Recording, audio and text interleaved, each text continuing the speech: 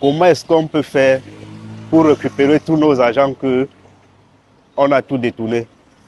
Puisque de nos jours, on souffre de gauche à droite.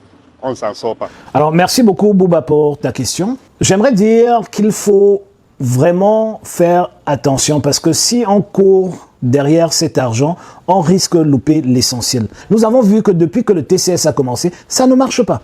Et donc, il faut utiliser d'autres voies et moyens, des moyens plus durs, des moyens qui réussissent. Et d'autres pays ont pu le faire. Comme chez toi, Bouba. Si les gens entrent chez toi et volent tous les jours, tu changes la serrure, peut-être tu renforces la porte, peut-être tu ajoutes un chien, un gardien, etc. C'est ce que nous demandons, c'est la première des choses à faire. Deuxièmement, tu as raison, il faut aller chercher l'argent où il est.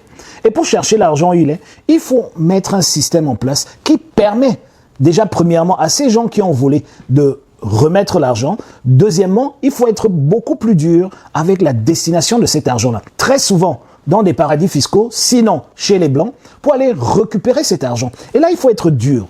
Et là, il faut être serein.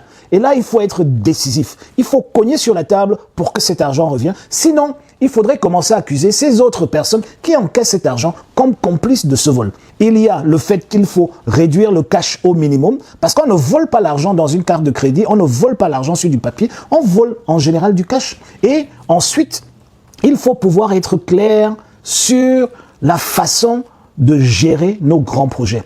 Nous disons au SDF qu'aucune grande décision et aucun grand projet ne peut passer sans l'accord et le contrôle de l'Assemblée nationale. C'est ça le semi-parlementarisme. Ça veut dire quoi? Ça veut dire qu'aujourd'hui, les projets de 100 milliards, 500 milliards sont décidés par quelques chefs de service dans un bureau et ils peuvent se partager l'argent comme ils veulent parce que le peuple n'a pas de regard sur ce qui se passe. Or, s'ils devaient travailler devant la représentation nationale, au moins le peuple aurait un œil sur ce qui se passe. Et même si, par extraordinaire, on dirait que que quelques députés sont corrompus, vous ne pouvez pas corrompre 180 députés en même temps. Surtout, si vous prenez tout le Parlement, il sera très difficile de corrompre 280 personnes en même temps. Il y a au moins un qui va aller dire ce qui se passe. Et c'est comme ça qu'on stoppera.